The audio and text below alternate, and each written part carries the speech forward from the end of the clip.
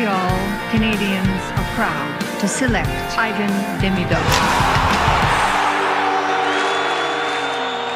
What's up, everybody? Welcome to a very different looking episode of the Curfew Boys podcast. For the first time in, I'd say what, guys? 4 years? 5 years we've been doing this podcast. We are now doing the very first in-person episode, I believe. And you couldn't ask for a better place. You mean there's no more curfew? Look around. There's no more curfew. There's no more curfew. That, you know what? That curfew time will haunt us forever, but yet it's what united this whole project to come together. The Curfew Boys. I'm your host, Sammy, with my cousin Chris to my right, Anxious Anthony to my far left, and the man of the hour, a very special guest, somebody who we've come to know over the last 4 years, probably just a little bit after we started this podcast. Sunil, the owner of the very famous HabsCave on Instagram. Thank you so much for having us, buddy. Amazing. I'm really happy that you guys, popped your cherry. We did. Here in the HabsCave. Pop the cherry in the basement. Look, that sounds classic. You guys, been following you guys since the beginning. And again, like you touched on it. It was birthed out of such a negative sort of thing, right? Yeah, Here we go. I mean, I love the name. There really was a curfew. There's a legitimate story behind it. There is. So, again, I this is the first in-person podcast I've had here with guests. So wow. I'm excited, and thank you so much. First for all of us here. Thank you for having me. Thanks for having us, man. We honestly, we can't say enough how much we appreciate this, and we've been here quite a few times before. We're gonna get to that and explain how we got here. But honestly, this Habs cave, like it's probably my fourth, fifth time I've been here, and I'm still amazed that it's still a Habs fan's dream come true, I guess. If you celebrate Christmas, you know that feeling every time we walk down the stairs, and even the walk down the stairs itself is something. It's just incredible here, and. Well, look, it's great that you're here when there's not 60 people here. So it's a very that's true. That's different. Because every time we have been here, to look around and sort of absorb things. But I mean, look, Sunil, this is every man's dream to have a man cave. First off, but to add on being a crazy. This Habs is coming fan, from a married man. But the two married guys are sitting there. Guys are next to each other. I didn't know our dream over here. We're not married. I did not purposely plan that, by the way. I say it all the time. The real hero is my wife in the story. It's not me that she lets me get away with all this crazy stuff. That's so awesome. Awesome. I have to once in a while when the guys are over. They'll crawl down here and they'll try to bring their wives and hey, look what he did here. What do you think? and usually it's a solid no. Don't even get any ideas. Oh my God. It's grown into something I never imagined it would grow into. And at this point, when I do something a little bit ridiculous, my argument's hey, Dan, it's famous now. You can't say no. Yeah. Now, don't tell me you're gonna say no now. You never said no before. Now she has no choice. Now she has no choice. She's a rock star. You're everywhere. You're everywhere now. Trust me, she has a choice. And most of the time, she says yes. So she's a rock star. It's all good. So, boys, before we get into the meat and bones of this episode and this podcast, I just want to send a quick shout out and thank you to our sponsors, Montreal Construction Inc. Montreal Construction is your expert for residential construction and renovation. Fully licensed and insured, they offer a true turnkey experience from planning, construction. Every detail is handled with care and precision. Trust Montreal Construction to bring your dream home to life. Contact them today at 514-777-6125. That's 514-777-6125. Or follow them on Instagram at Morella_construction. And also thank you to Fenable Doors. Transform your property with aluminum Fenable. For over 60 years, Fenable has set the standard for excellence in aluminum, hybrid, and PVC windows and doors. Upgrade now to enhance curb appeal, improve energy efficiency, and enjoy a clearer view. Their top quality products provide superior insulation, durability, and style. Plus, with on-site financing, approval is quick and easy. Visit their newly renovated showroom at 11015 Rue Massé in Montreal, or visit their website at fenable.com for a free consultation. Aluminum Fenable, trusted by all since 1964. Thank you to our sponsors. Thank you. We truly appreciate that. So Neil, you were on the now popular documentary, The Rebuild, or La Reconstruction for our francophone listeners. Please tell us that experience, man. Well, again, it's just it was, when they called me again, I get a lot of calls for different things, and it was kind of a hush-hush project, and they couldn't really give me many details, and they said, well, we're filming something about the Canadiens. I said, okay, well, I'm in, sure, no problem, I'm in, tell me when, and, they sort of showed up here, and it was a large crew, there was a lot of guys here, like I said, they spent 4 or 5 hours here interviewing me, and they sort of let me in on it a little bit at that time, and they said, look, we're following the Canadiens. Obviously, I had to sign an NDA, and they said, we're following them behind the scenes. And it was just, my mind was blown. I said, I can't believe I'm even a part of this, right? And I had no idea of the scope of the project. Obviously, how, first of all, I love you guys have watched it. It's quality. It's a quality documentary, quality series behind the scenes. I enjoyed it.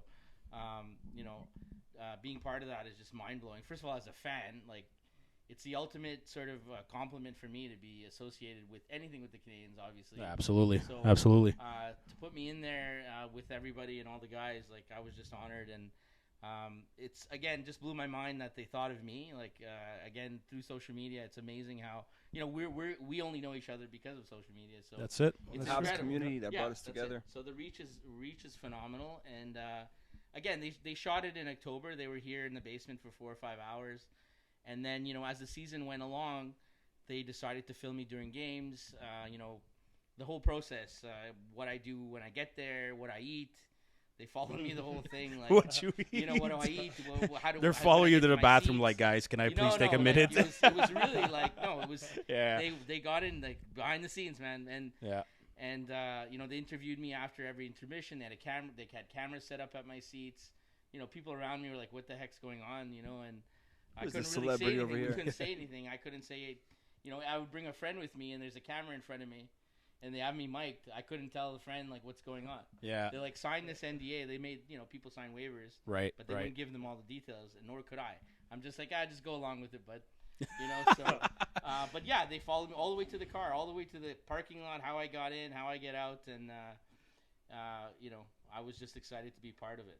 I could just imagine. I mean, I was featured for one whole second, and I was so honored. It was the best feeling ever. I could just imagine you, right? We saw the clip of it. Who's that ugly mug? We know him. Yeah, no, I had a lot of those messages. Hey, I was there. I saw you. You could find me in the corner of that pit. I'm like, yeah. But it was. I was shaking your hand in that video. So. You did. But I remember watching that game, and I believe it was on LDS, and it was the famous night against the Islanders where Patrick Waugh made his return. And you being the probably the massive diehard Patrick Waugh fan I think I've ever known. And I remember watching that game. I remember they showed you, and I remember you posting on social media, Instagram, oh my god, that's Sunil. He looks so cool with the mask, and you had your buddy. And Mike. You had Mike. Yes, you had Mike with you too. It was so cool. And so I went there on December 2nd because it was it was a perfect sort of trifecta of it being Saturday, December 2nd against Detroit, and I went there with my Patrick Waugh mask, and Mike had the Colorado mask on because that was the Indians in 1995. Yeah. Oh my God, and again for them to be playing here at home against the same team, the same date, 30 years later, 25 years later, I wore the mask and I did all that funny stuff. So, when they shot me, they didn't know that Patrick, obviously, he wasn't in the league. Nor would he return. So obviously when he came down and shot it, there's no secret. I'm a huge Patrick Waugh fan, and really, it's not really a secret. So there's a lot of Patrick down here. So when they heard the news, they called me right away and they said, "Look, please tell me you're coming to that game." I said, "Of course I'm coming to that game. I would never miss it." And they're like, "Do you mind? Can you do the whole thing again where you wear the mask?" And I said, "I fully intend on doing that whole thing again." So it's interesting how that sort of story twisted into that. Right. So. I think it worked out perfectly for myself. You want to know something crazy? Being a Patrick Waugh fan and a Habs fan. Yeah, you want to know something crazy? I was at Patrick Waugh's last game as a Montreal Canadiens. I was there. I remember. I don't remember the whole game. I remember at one point the score I think was when it was 7-1 or 9-1. My father wanted to leave, and me being the little shitster of a kid, I was like, no, I insisted.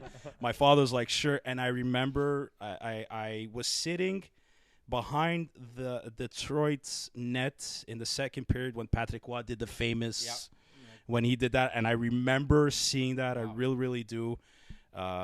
Yeah, I was too young enough to know the impact that. Yeah, it's a that tragic game day in Canadian have, history, yeah. really. Yeah. So, I think when when Patrick talks about it a little bit more, I think he overreacted as well, and he was young, Mm-hmm. and everyone sort of overreacted, and it was too bad. I mean, for myself, I wasn't at the game. Yeah. I was at home, and I turned the TV off. Oh no. And the next morning, I went to bed, and I was fairly young, and the next morning, rotary phones were going off in my Yeah. house. That's what we had.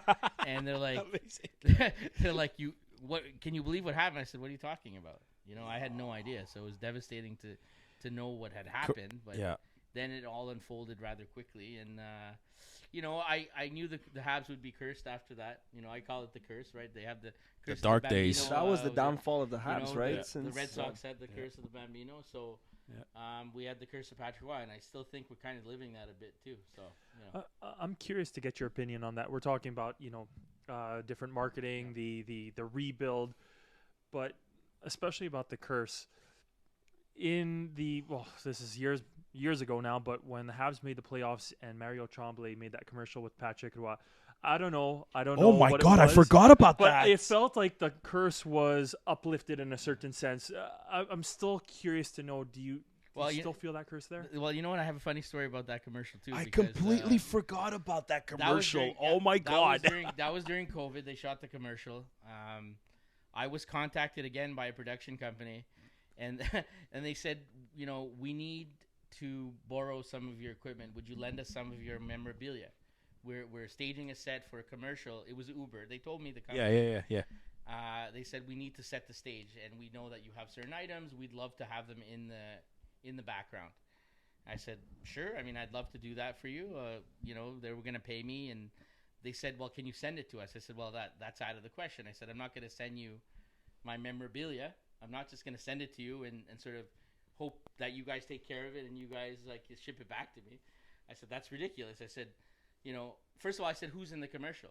And of course they said, oh, well, it's a prominent, they're two prominent Quebec hockey stars. So, I mean, that could be anybody, right? It's Uber. The last people I remember thinking in my life that it's Mario Tremblay and Patrick Roy in the same room.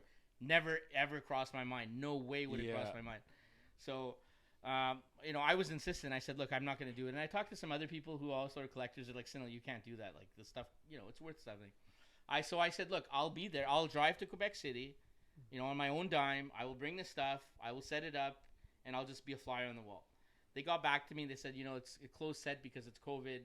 They don't want to have people there that aren't supposed to be there. So I said, well, then I can't do it. So then I remember sitting where you're sitting, okay? I'm sitting here watching the game, and there's Patrick Roy and Mario Tremblay on my Are you screen kidding playing me? bubble hockey. Are and you I'm like, kidding me? that's the commercial? That's the commercial. They wanted my stuff in. And I said, no, but I said, you know what? It was just amazing to see that moment. Yeah. And I guess when you said maybe the curse was lifted, I did feel a sense of relief that happened, And, we had Mario Tremblay here, which, funny enough, on Patrick Roy's birthday. Oh my October God, 5th, it's we true, had huh? a charity event, you guys have been to the charity events. Thank you so much for always supporting. You guys sent a donation for that event. Thank you. Yeah. And I'm happy to do we it. had Mario Tremblay here on Patrick Roy's birthday. That's insane. And it's just wild because as a kid, I hated the guy. Yeah. I'm like, this is the guy that got rid of my hero. Yeah. You know what I mean? And here I am, full circle moment, 46 years old. I guess it shows my maturity that I have Mario Eventually. Tremblay here. And funny enough, I got him to sign a picture. I printed a picture of that moment. With Wow. him, giving each other that look. The stink guy. And Yeah. Mario was great. He signed it. We had a good chuckle when he signed it. And So- he knows that it's gonna be part of, unfortunately, like part of his history on this league and with 100%. this team, right? So I'm actually curious. You had an opportunity to meet Patrick Roy. Have you met him yet? Yeah, I've as a child I've met him so many times. There's But a picture of him. during this time with the HabsCave and everything. Just once. I mean, I was at the. I had an inkling. That it would be his last sort of hurrah in junior hockey. 2 years ago. So, I did pay him a visit pregame. When he got off the bus for the Armada, it was easy for me to get there. It's not far. I waited before the game. We. It wasn't the greatest interaction. I'll tell you that much. But that story's kind of strange too because I hadn't seen him for a while. I do stay in touch, like for example, with his daughter on Instagram and stuff like that, and we kind of chat. She's asked me about certain value of certain things. He moved, he sold his place, and so it's cool to be contacted by Patrick Roy's daughter and asked, hey, how much do you think this is worth? What's your opinion? It's pretty mind blowing. That's crazy. But yeah, when I stood in line, we were there for like 3 hours waiting for Patrick to come off the bus, and I was second in line, and he came off the bus. He wasn't, look, he's an older gentleman with 15-year-old kids. 3 hours on the bus. He's still to giving him credit. He still signs autographs and when he can. he wasn't in a great mood, and I was like number 2 in line, and I was so giddy that I hadn't seen him for a while, and I actually had another picture printed of him and meeting me as a child. So I still had those photographs, so I blew it up, and he got to me, and then here's me giddy and saying, you remember like that was the day. Can you autograph it for me? And he autographs it, and then I said, can I take a picture? And he looks at me, he goes, no pictures. I'm like, okay, but I'm still very happy. Yeah, of course. Yeah, of course. There's like 30 guys in line, right? And he goes to the next guy in line. But for me, like when I asked him to take a picture, I meant like pose with me and take a picture. So he's kind of like down the line, and I take out my phone kind of like out here because Patrick's over there, and I'm just kind of trying to do one of those selfies. Yeah. You stick your head in, and the guy's over there. And then he saw that. He wasn't very happy. So the sneaky selfie. He comes back. No, he comes back. He comes back and looks me dead in the eye, and I'm still smiling. And he goes, why did you take a picture? He said, you asked me, and I said no. I said, but in my mind, my definition of the picture was like a posed picture. Yeah. But he didn't want any picture taken. No. And I was like, I'm sorry, you're right. I did ask you, and I still continued to take the picture. He's like, yeah, you did. And he's like, why are you smiling? And I said, and everyone in the line knows, like, they know that I'm this Patrick Roy super fan.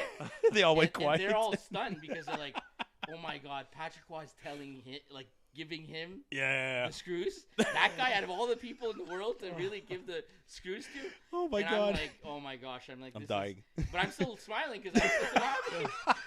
and he tells me, he says, I'm not laughing. He said, this is not funny. He must have thought you were psycho. And I'm at like, that I'm point. sorry. I said, yeah. I'm like, I'm sorry. I Should have told him, like, do you know who I am? Yeah. Do you know what I have in my basement? I'm your biggest fan.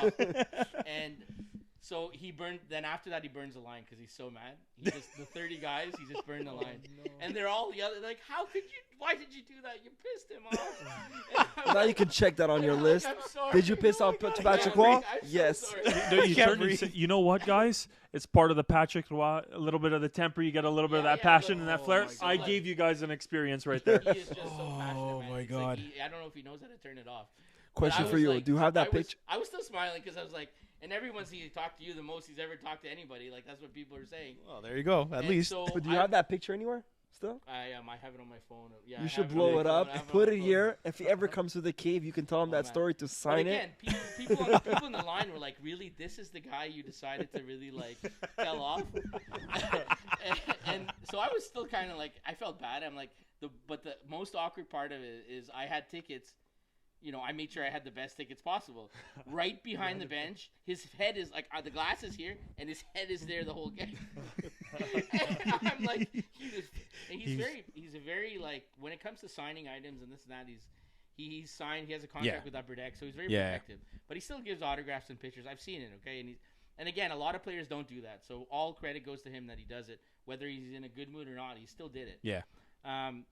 But I'm there right behind him, and he's very intense about what he signs. So he actually looks you right in the eye. Yeah. He looks at the item, and when he says it's one autograph for you, that's it. He'll remember if you come back after the game, he'll remember you. And I gave you one already. Really?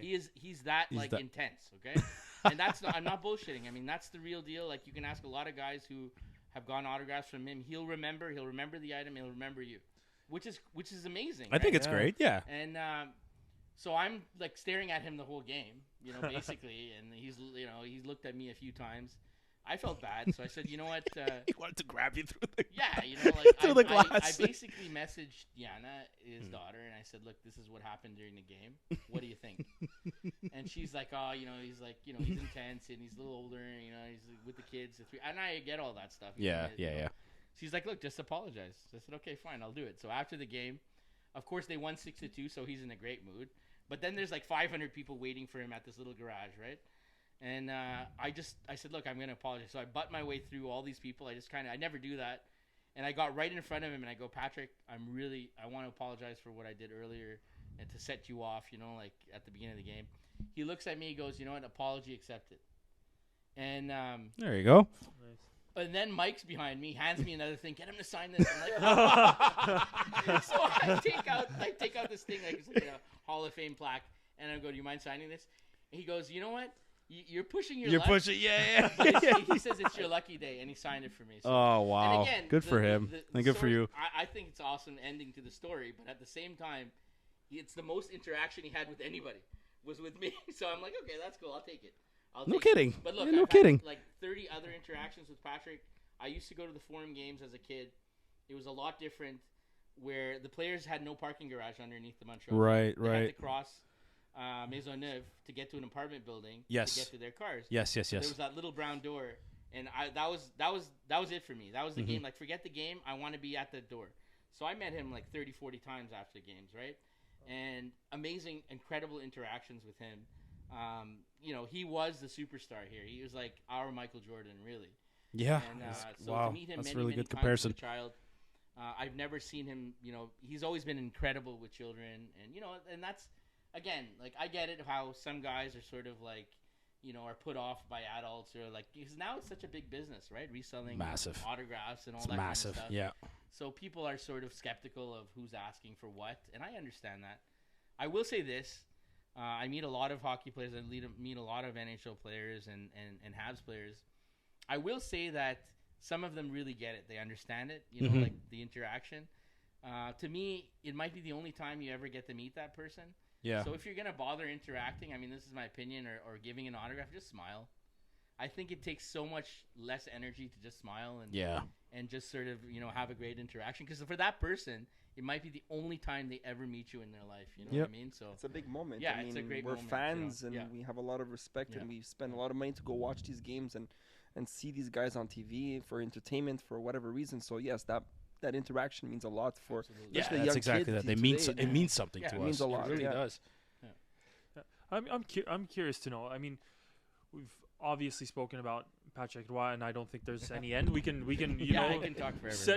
Clear your schedules. We're good to talk, but we've always associated you to Patrick Roy. Are there any other standout players? I've been dying to ask you. Are there any other players that come close? Yeah, like over the years, like it's been incredible. My sort of association with Chris Nilan, Knuckles Nilan. Yeah. I've been so tremendously lucky to sort of, to be allowed in his sort of, circle of people that he lets around him. And, we've connected on so many levels, and he's inspired me in so many ways. And in terms of, you guys, I touched on the charity events that we have here. He really is the one that sort of put me on that path, because I got to see what he did, what he does, and what he did for different charities and such. Yeah. And it really inspired me to help and to try to do something I could do. And it started with Chris, like, the idea of sort of having people here and raising money. I'd have guys over anyways, like Saturdays with road games. There's, I'd have my guys, 15 guys that were pretty always here. Yeah. So, I said, why not charge the guys and sort of raise money for charity? Have Chris here, and he was good with it. He's like, yeah, let's do it. So, but being around Chris, it's like, it's truly inspirational, and he's got quite a story, right? He really does. He's Yeah, a absolutely. real survivor, and he's that old school warrior that you just, he's really like that hockey player. He's a hockey player. He comes from Boston too. It's like that really hardcore blue collar city that you got to be, and in an era where it's like you got to be tough to survive type of deal. And and it's something that at least I know the three of us and the entire members of the Curfew Boys, what we appreciate is like that's how kind of like our involvement and our connection with you and within the Montreal Canadiens world is by coming to these events here that you've been holding. And even that was like such an inspiration, an eye opener. Like I know I've been here a few times with Anthony. Chris came a few times too. Like it's really something special, and it's something. Say it's a triple win. Yeah. It's a win for everybody. Yeah, It's a win for big the time. charity. It's a win for the guests. It's a win for me because, I get to partake in it too. So I push forward with fun. If it's not fun, I don't want to be involved with it. So Yeah, agreed. That's always my number one priority. Am I going to have fun? Okay, great. Let's do it. Yeah. Otherwise, if there's no fun involved, I'll usually say no.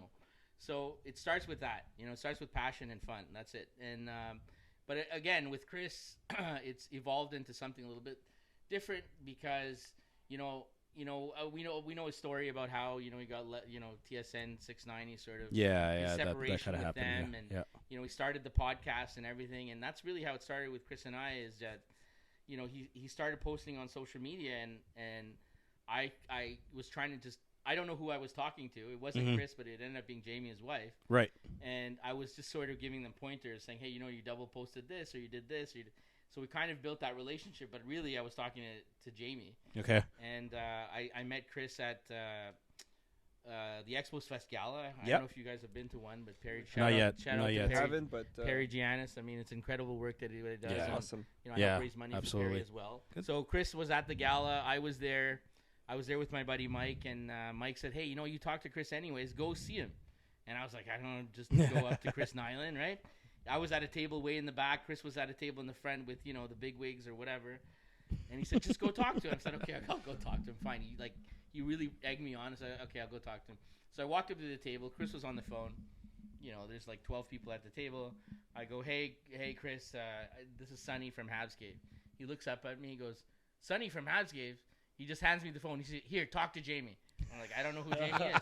So he gives me the phone, and people at the table are like, what's going on here? So I'm like, Jamie, hello? She's like, oh, Sunny, how are you doing? It's good to talk to you and stuff like that. And then Chris literally is like, come over here. He grabs me by the shoulder. We're going to go talk over there. He just gets up and he grabs me and we go talk in the corner.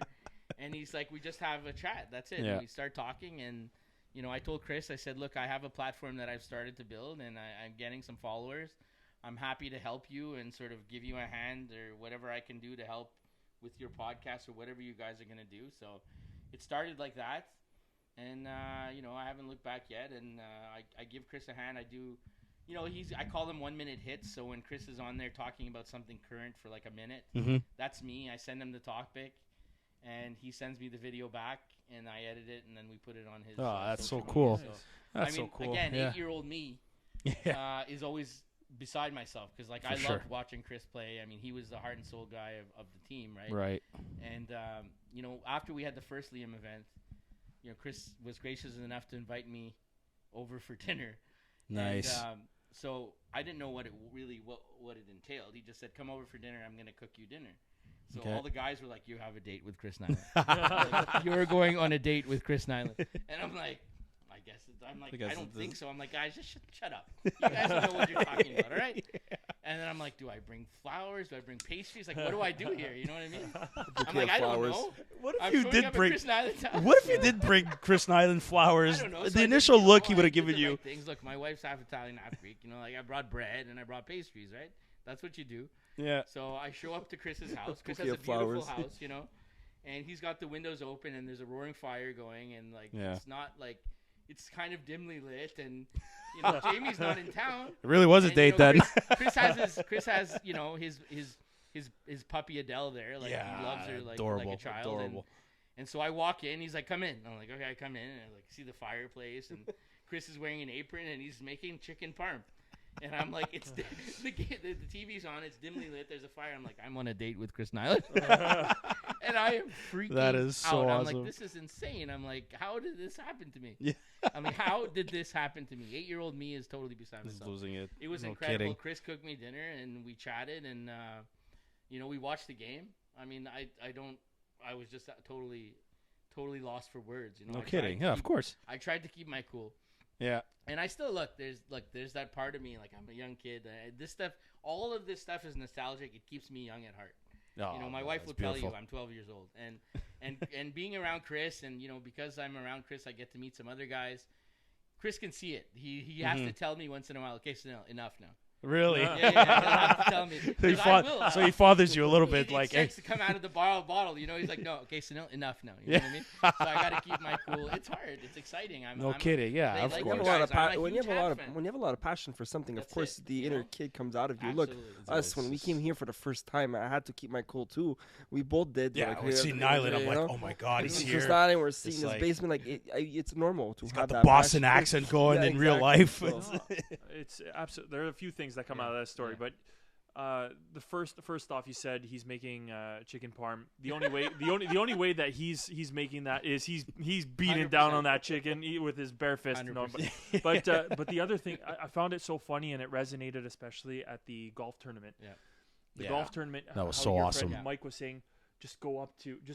Yeah. I'm telling you, we were like a Absolutely. bunch of schoolgirls around one another saying, go up to Chris You go. Chelios. You go. Go up to Chris Chelios, and we're You like, go, no, you go. don't No, you go. And then I we- said, and then I'm like, fuck it, let's just do it. Yeah. You know, And then no, we just- we were like a boy in high school, like that just wants to go say hi to the most popular girl. Yeah, Go, you're pumping up go. your friend. You're like, go, come go, on, go go. say hi to her. Go say hi to him. No, Go. he's leaving. It's He's so leaving. true. Go now. Go, go. And then I would run. Chris, can we take a picture with you? Yeah, sure. No, but And- that golf tournament, that charity event, like we saw like the Xhekaj brothers that were there. Ben, like at one point, like Serge Savard is walking by me, Larry Robinson's walking by me, Guy Carbonneau's walking by me. I'm like these are Stanley Cup legends that wore my favorite sports logo in the world. Like I was beside myself, and even like we didn't watch. We obviously weren't born in that era.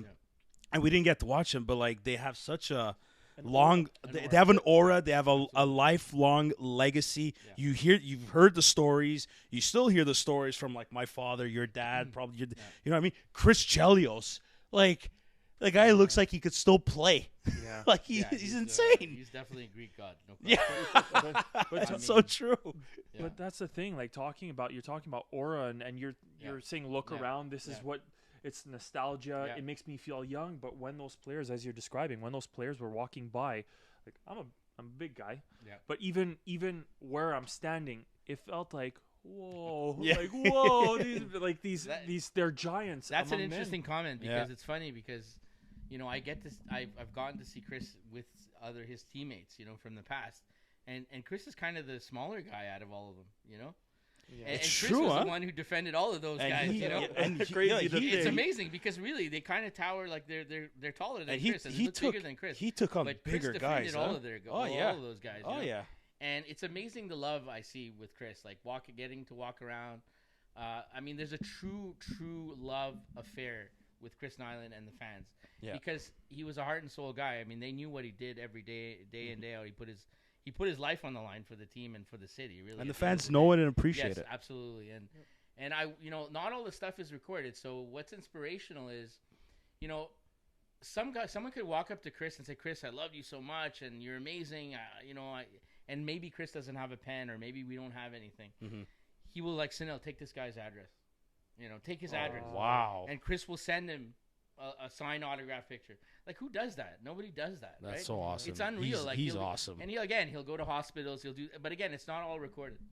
You know, it's not all recorded. He'll do it because it's real and it's genuine. You know. He's a beauty. Yeah. Nyland's Definitely. a beauty. Another guy you mentioned, you know, you asking about different guys. Gilbert Dionne is another one. Yeah. You know, he was the first player to visit me here in the HabsCave, and my buddy Mike sort of convinced him. I remember he that. was in town, and he told Gilbert, he's like, "You got to meet my buddy. You got to come remember the by story. his cave." And you know, he said, "Okay, I'm gonna do it." So Mike, you know, we were two little giddy boys, like 10-year-old boys. He didn't say what time. He just said in the morning. So I said, "Mike, well, you got to sleep over then. You know, like we don't know what's gonna happen."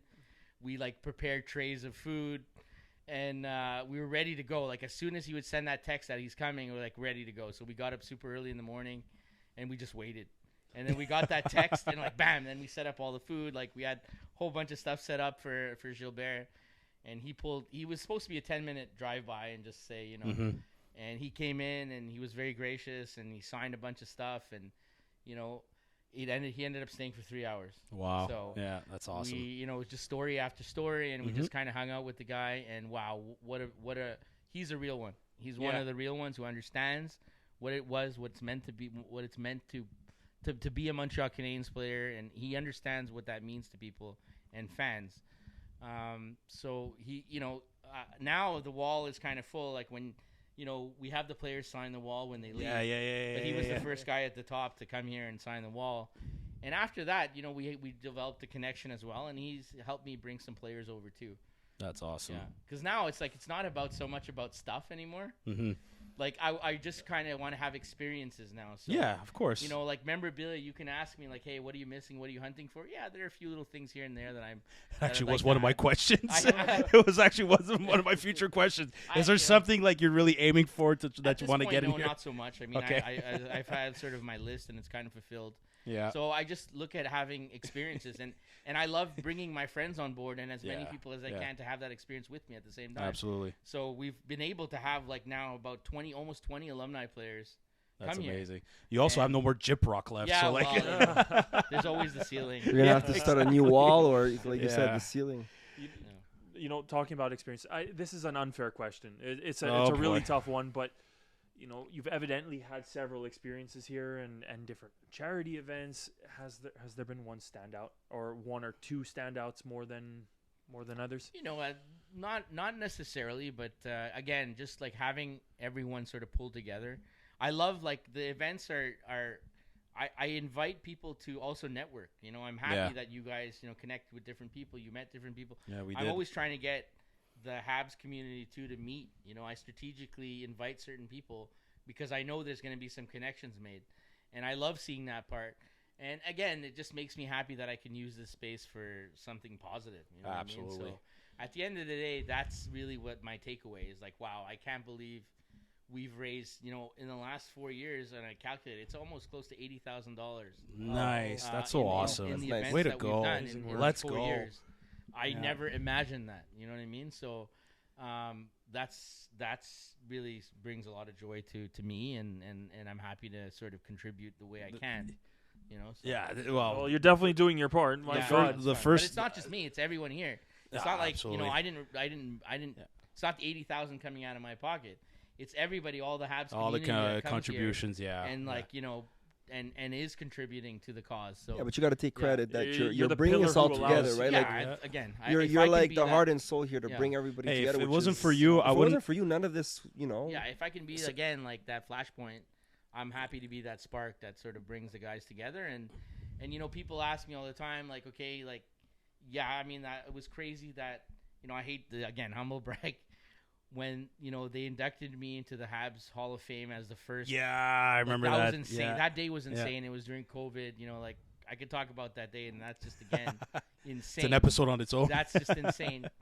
And I take that seriously because I feel like when they do interview me or they do talk about me, I do represent the fans. You know what I mean? Absolutely. So like I'm not 1000%. just representing myself here. I'm representing. I want to represent the Habs Nation. I take that like. I take it seriously. I don't, Hey, listen. you If built a very good community. if it weren't for you, like I wouldn't have met, Nilan in person, Shane Corson, Rick Green, Sergio Marmesso. Yeah. If it weren't for you, Shane Corson's mother wouldn't be like, "Oh, you look like Jose Theodore." That was awesome. And I took that as a compliment because, like, back in the day, the guy Jose Theodore. I don't know how. I think he still looks the same. He's a good-looking dude. All the girls loved him, so I was like, I'll take that as a compliment, man. But again, it's like it's not just for me. So I want the experiences. I want everyone that I of can course, to come along, of course, and enjoy the ride as well. And so with the Instagram page, that's what's great is like I share my experiences, and I get a lot of beautiful messages. I get a lot of beautiful messages from followers saying, I don't live there. I don't live anywhere close. But I follow you're going to the game, and I follow that, and I feel like I'm there experiencing stuff. That's awesome when I get a message like that. Yeah. It feels great, and again, there's a fine line between bragging and showing off. I mean, so I'm not trying to do that, and I think if people look into my page and really figure out who I am, they see I'm just so passionate about it. It's all passion, and you're right. I'm not trying to show off or whatever, like. No, but you don't come off that way. There's some people that Leafs do. fans are gonna troll me, and they like. Leafs fans are gonna do. No, but I'm just They're saying just they'll jealous. say, They're It's just a guy jealous. with a lot of money. That's all it is. You know what? Yeah, even if you have a lot of money, it takes years and years to collect some of this stuff and to display it and to sort of put it on display and show your passion. So that comment is not accurate at all. Just remember where the source came from. A Leafs fan. Yeah. So Leafs fans and Sens fans have no aside. credibility It's usually whatsoever. The Leafs, Boston, and Sens fans that are trolling me, but that's okay. It comes with the territory, right? Of course. All right. Before we jump into the current Montreal Canadiens. No. Sunil said I need to know his thoughts about this. No, we need to jump into the Canadiens, and we Yeah, want to of course. talk hockey. We actually want to get. There's a lot going on with the Canadiens. 100%. It's not the best start, but you said one word. Just for those who have never been to the HabsCave, there's a little section just beside the HabsCave. You said the word Flashpoint. Flashpoint, The Flash. Great comic story. There are a handful of Batman and other Star Wars and other memorabilia, if you can say, or figurines in a certain sense. I had to know. Who's your standout superhero? Your go-to movie? Yeah, no. For me, it's Batman. It always has been Batman. There we go. Oh Let's yes, go. there you go. Yeah. 1989. My only Michael Keaton is Batman. Michael Keaton is Batman. Keaton is my Batman. The Tim personally. Burton Batman I is love legend. I love what Christopher Nolan did with the Batman series as well. Yeah. But again, I'm just a collector at heart. It's sort of in my blood, and I have my toys from when I was a kid. I have all that stuff, so it's it's borderline hoard. Maybe I'm a hoarder. I'm not. I can't really answer that. No. It's on display. All I could say is it's on display. The stuff I have is on display, and it's it's not like piled up. So there's that. There you go. Love it. Sammy, take it away. I'm sorry, I had to know. No, and I'm so fine. happy. I had that in mind. I actually wanted to mention about Beat you to it. outside of the HabsCave event, area. There's another section, like for me, the comic book nerd and the Star Wars nerd in My me favorite part of the also other enjoys. section is the Tom Brady section. So Yeah. okay. Gross. Tom is the GOAT. Gross. Clearly, I don't want to hear anybody say otherwise. Joey, when you listen to this part, Brady, Tom is the GOAT. There's Say no that question, again. man. Perfect. Tom is the GOAT. You have zero argument to say otherwise. It's Joey, just impossible. that's all I have to say. That's Mic all I drop. have to say. All right, Joey, this is also for you. The Montreal Canadiens are 2-4-1. Okay, like, my goodness. Now we're going to get into hockey talk here. So much has happened. We're only 7 games in this season, and already we feel like not a bomb went off, but like my goodness, did the panic button start? Are they raising the alarm? Like, it's Marty in St. Louis now is Scrutinized. For all yeah, sorts of things that that are. I think, Are we going to use? Can we use that word? Yeah, I guess so. I think for the first time since he's been hired, maybe it feels like that honeymoon phase is over. For me, it's not. We're not in the honeymoon phase, but I also believe in the process. I trust the process, but I think right now what fans are getting frustrated about is I don't think this is coming from me. I can't speak for everybody. I don't think it's the team losing, but I think it's how they're losing, how they lost against Boston, how they lost against Pittsburgh and LA, and then the embarrassment on this past Tuesday against the New York Rangers. Look, we want to hear your thoughts, Sunil, but I'm going to say this. Yes, it's our fan base, right? We go up and down. One day we love them, one day we hate them. We're like the bipolar fan base, right? But what I think why we're acting like this more than usual is because I think there was so much of a hype in the off season with, the rebuild shows and the team giving us a lot of hype that this year we're going to make it into the mix. We saw them last year. Okay, last year wasn't the best season, but they competed. Remember last year, every loss that we had, we always said at the end of the game, it doesn't matter. We don't want them to win. We just want them to win or lose with that fight in that competition. We were down 3-0 a couple times last year, 4-0, 3-2, whatever, and we always came back for that 1 point over. Well, they were the team that lost the most games by 1 goal. Yeah, that's we what went I to was overtime gonna say, so many times last year. Yeah, that's and there was always that fight, and we were always getting mad to get that extra point because we wanted the draft pick, right? We almost lost that Demi-Dov pick. But I'm trying to say is that watching this team who wasn't as experienced last year and had that grit and that fight and that passion to now this year with the hype in the off season where, okay, this year we're a better team. We got more experience with the youngsters. We're gonna be in the mix of the playoffs, the whole rebuild show, and then the season starts and we're like, what's going on? There's no passion on the ice and there's no fight and grit like we saw last year. So I think we're just more discouraged more than anything. I think, but to be honest, when I looked at the first 10 games, and you have to look at the first 10 games, it's tough. It's the first 10 games are tough. Yeah, I didn't see the Canadiens, the Habs coming out on top out of those 10 games. I knew that it would be rough. It would be a rough start. Interesting. Okay, so I did look at that the first 10 games, and say, wow, they have got quite a 10-game schedule here. It's not going to be pretty, and it that's what's happening. That's what I saw. Yeah. I mean, look, the team. It was great last year seeing the growth. And yes, they competed every game, which is fantastic. What we've seen so far is not impressive hockey. Look, let's just call it what it is. I feel like the young guys sort of are lacking in sort of the even the fundamentals. Like there's a lot of the small things aren't being done properly. Okay. And it's kind of adding up to this sort of result, right? I'm not seeing a lot of pushback. I'm not seeing to me, the other against the Rangers, there was Struble and Logan. I mean, it was offside. I was icing. The icing, and they just. But even Montembeault too, gave up on the play. Whistle to whistle. You know what I mean? Exactly. Again, those type of things. Those are the type of things that bother me personally. But the team is still very young. We don't realize how young they still are.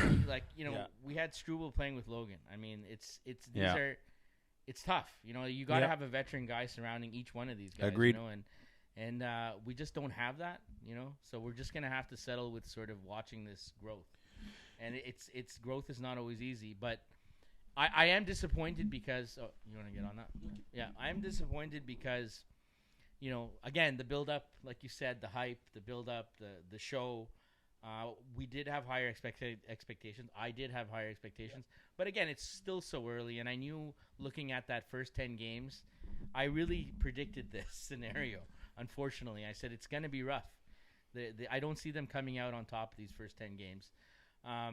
Again, what I have liked, with the positives, obviously, Monty came out really strong. It was great to see him come out that strong. It's a huge question mark. Still remains a question mark. Yeah, is he a legit number one and all that? Yeah, of course. Seeing him come out playing that strong, look, he just has to be be more consistent. Yep. It's in him. It's in him. We've seen it. It's in him to be that guy. 48 saves in game one. I mean, that was you have it. I was happy to be at that game. I was lucky enough to get tickets for that game. Quite a game. It was fitting for Cole to be the first scorer for Johnny Gaudreau too. But I think you said it best. And guys, you agree with me or not? There's no urgency right now. Well, there's a lack of urgency on the ice with this team, and when this team hits, when they play the body, they can cause damage. They're not the biggest team, but they can still cause damage by wearing out the opposition. And the game against Pittsburgh, that's where I realized they lost that game because they stopped being aggressive. I thought they had them, and then it was just one. It was a lucky goal by Kevin Hayes. I remember the shot at the point from Carlson. A lucky bounce got to him, but then after that, they kind of deflated them. They stopped being aggressive, and I think that's just what led to the downfall for these last 2-3 games. So, I mean, we talk about the defensive struggles, but my God, they're still so young, guys. Like when we consider Arber Xhekaj young, and he's the oldest amongst the young guys. Forget about Matheson and David Savard being veterans in their early 30s. Arber Xhekaj is the oldest of the young ones. Gooley's still young. Lane Hudson, only 20 years old. Hudson played 31 minutes. He's insane. The kid, that's insane. That says it all. We're in a position where we're putting a rookie out there for 31 minutes. It's not ideal. No, Justin Barron is only 22 years old. Gooley's 22. Mayu's 21. Lane Hudson's 20. Only Struble and Xhekaj, they're 23 years old. And even 23 years old for a defenseman is still young in the NHL, especially right now. Yeah, so look, you're looking my way, so hey, might as well. Might as well. It's much easier than virtually, so I know it's my cue. They are very young. There are a couple things to be said here. They are very young.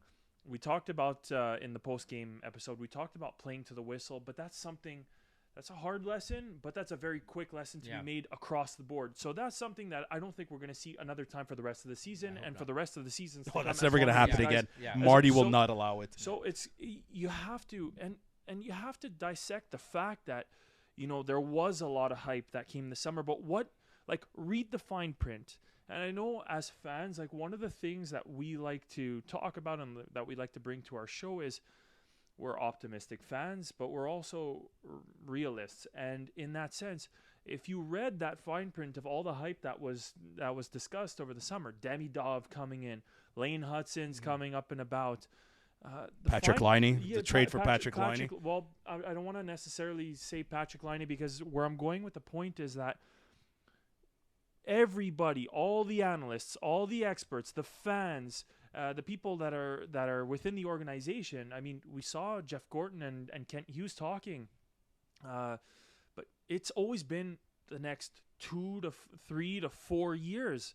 It's not too. It's been 7 games. In a certain sense, Lane Hutson is going to make some crazy defensive mistakes, and that's okay. He has to make. It's part of his learning process. He has to, but there's on the flip side, again, I find that the Canadiens, the silver lining in all of this is I find that the Canadiens, and particularly the young players, they're surrounded with some absolutely insane talent. And if we're going to stick to the whole Lane Hutson point, Lane Hutson is looking at the play differently. He's making different passes that even guys I'll be honest, I don't know if he's having an influence at this point in time, because I see other guys on the team that are starting to do some interesting and what I would consider out of character plays, which are superior. So look, I just hope that they continue learning from one another. I hope they continue building off one another. There's still positive signs to take out, and please, again, PSA to the fans, it's just patience. Reread that fine print. It's gonna come, but not yet. Here's the thing. Anthony said the famous word, we're gonna be in the mix. Did they set the expectations a little too high by saying that? And again, I to Chris's point, we're only 7 games in. Sunil's absolutely right. Look at the first 10 games. I might go a little bit further and say maybe look at 15 games in. But usually you could judge a team by the 10th game to the 15th game mark, where they are in the standings. There's a good chance that's where they'll be. There's been exceptions. We've seen the Pittsburgh Penguins and the LA Kings and even the St. Louis Blues, who the Canadiens are facing on Saturday. They started terribly and ended up winning the cup. But I'm not saying that's what's going to happen to the Canadiens. For me, it's American Thanksgiving. When you get to American Thanksgiving, that's what you're going to get. Yeah, exactly. By the time you got to there, whatever happened before, that's what you're getting. But I'm starting to wonder if them making the claim that we're going to be in the mix this year, and as much as you want to be optimistic, are we setting not the bar, but are we setting the expectations a little too high for this young team right now? That's something I'm actually starting to wonder, because at the end of the day, whether we want to admit it or not, the Canadiens are still in a rebuild because some of the pieces that they've drafted. Absolutely. And the rebuild starts, for me, the timeline of this rebuild started at the draft of Juraj Slafkovsky. 100%. That's when it started. It was not when Marc Bergevin got fired and Jeff Gorton came in. It was not when Kent Hughes got hired. To me, the rebuild officially start the clock at the draft at the Bell Center when they selected first overall pick. That was what, 2 years ago? Thank you, Anthony. Yeah. 2 years ago. It's 2 years. So we're realistically, we're still 2 years into this rebuild. You know how long it takes for your team to finally be a contender after you're a rebuild? You look at Tampa Bay, you look at Colorado, you look at look at the Rangers. Look at the Rangers. I mean, Gordon left. He did the work and he left. They just finished the rebuild. It takes on average 7 years, and this is why I would say the 7 to 9 year mark, because that's how teams, and we're saying that to teams that have Steven Stamkos, Nathan McKinnon. Look, how long did it take for the Edmonton Oilers to finally make the Stanley Cup finals? Not playoffs, finals. And they've been rebuilding since 2010. Yeah, but Sammy, you make a good point. I mean, I was about to say, you have to also look at our competition. I mean, there are teams that are ahead of us in their rebuild. I mean, Buffalo, Ottawa, like these teams are ahead of us. They're supposed to be ahead of us. They're supposed to be, exactly. Keyword. They are. Yeah. It's clear, you know. And yes, we are still in a rebuild. Like when you said in the mix, I said it myself. I anticipated the team being in the mix. And I still hold out that faith. I think we will be. Look, it's like, again, I looked at the first 10 games. You're looking at the first 15 games. It's a rough start. It's a rough start. And again, we have that bad luck. You know, like look at the injury list right now. It's already piling up. You know, I was at the game. I was literally sitting right in front of Line when that happened. Oh my! Sickening. I felt awful. like throwing up. Like no kidding. I don't know how. I felt like it was over. Really, honestly, like I was that devastated. Question for you: do you think this is? I think Joey mentioned this last episode where would have made a big difference. Do you think lining on the lineup right now, last 7 games of the season, would it be at the same position, you think, or would things be different? You know, I just feel like his presence might have made a difference. I mean, he is a veteran player. We just need. I think without him there, I mean, this is what we're getting. We're getting what we got last year, right? So I can't answer that. I mean, the big thing for me is I thought there's a lot of pressure on Doc right now, and I'm so happy you mentioned him, because I want to talk about him. To me, look, the guy had the entire year off. Okay, the preseason was incredible last year for Kirby. We were all super excited to see what he was going to bring in the season, because he was on fire in the preseason. Oh, he really was. Wow, were we excited? Wow, was I excited? I mean, it took 10 games for the team itself to get over that injury. If you watch those post-game interviews, the pressers, it took 10 games for those guys to finally say, you know what? Okay, he's gone. Yeah, we got it. It's devastating. And again, we had this shiny new toy, and we don't get to see him. You know, it's so hard as a fan to have that taken. And I feel like it's so unfair, and I feel like that word cursed comes. I feel like we're so cursed. Oh my God! And it's just, I really finally felt that encouragement. I felt positive. They made that move. You know, when's the last time the guys made a move like that? Yeah, Thomas Vanek. Huh. That was a good move. That worked out for the rest of the regular season. I felt like, okay, we're finally making a move here. You know what I mean? Yeah.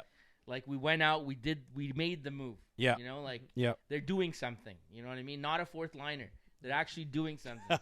You know, so I was excited, and we were all excited. The whole city was excited. I mean, I haven't seen us the fan base lit up like a Christmas tree. The day after Laine got injured, the whole city felt like it was in a depression. Remember what we were saying, the word that we used exactly. So what bothers me is that last year, I think the fan base came to an agreement to what's the word I'm looking for? We all came to an understanding that it's time to be patient. Yes.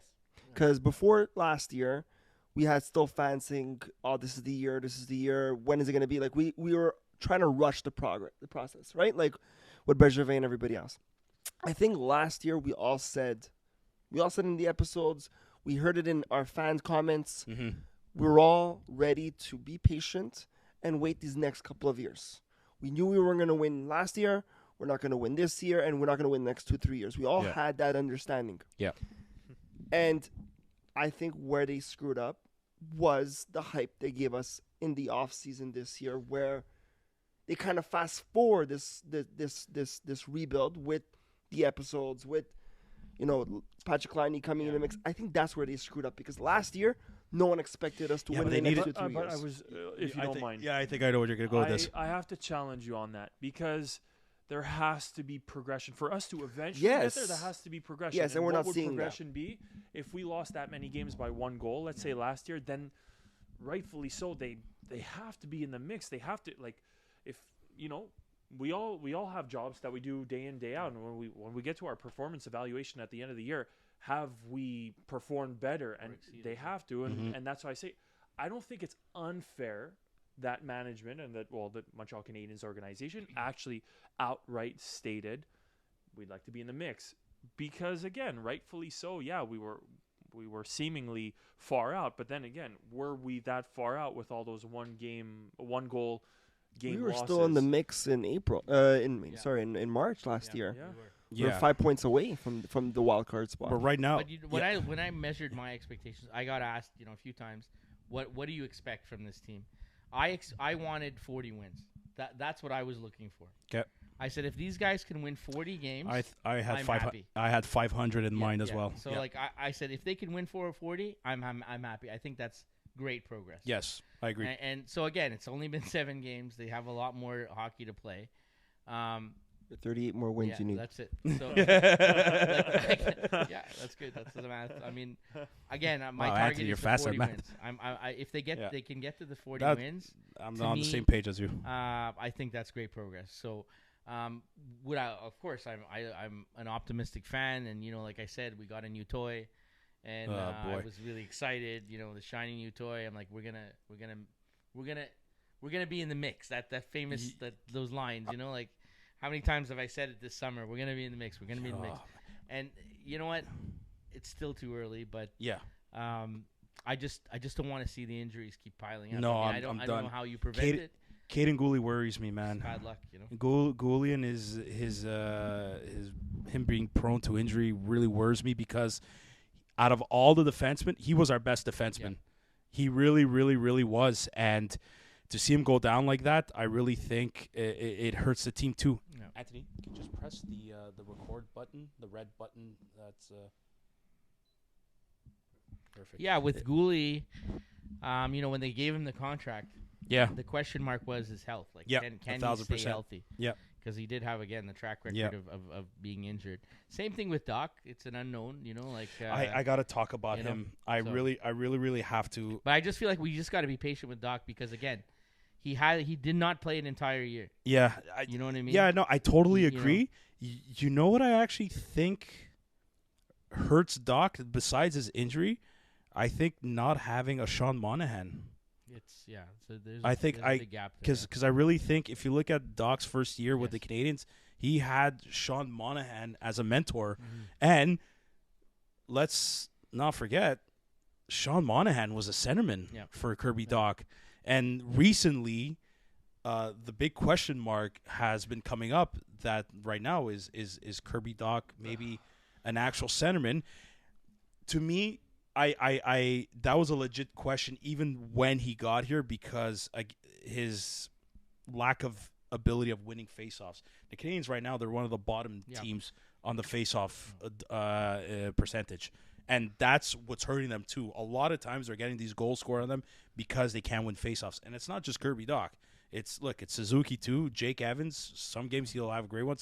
Dvorak is supposed to be our best centerman as far as faceoffs go.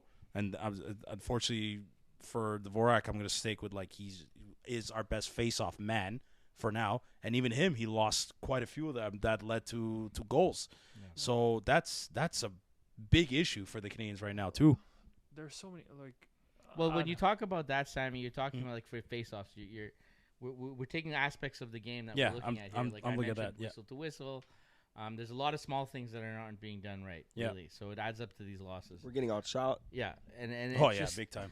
And then so we have to look at coaching, right? It comes down to coaching, all these things, I need to talk about Marty. Is the team prepared?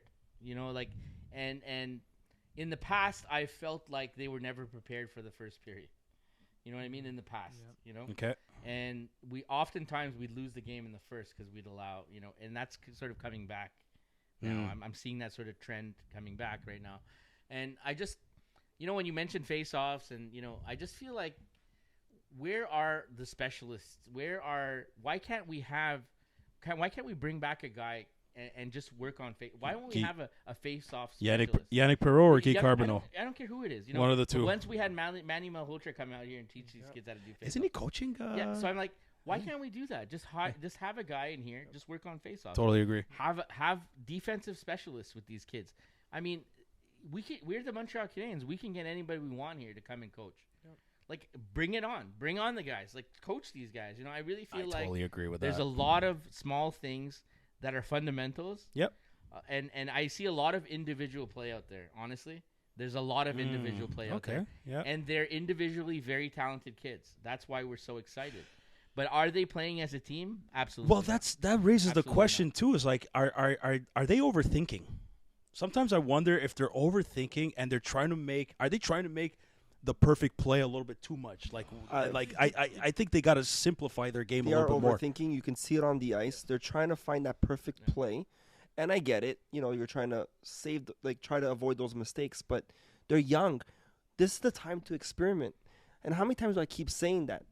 You know, and to the point where it's going to get to a point where there's no more experimenting. You need to be ready for, you know, the next step. But right now we're so young. We're trying to build chemistry. We're trying to build a team, trying to play together. This is the time to experiment. So I think they're just overthinking it.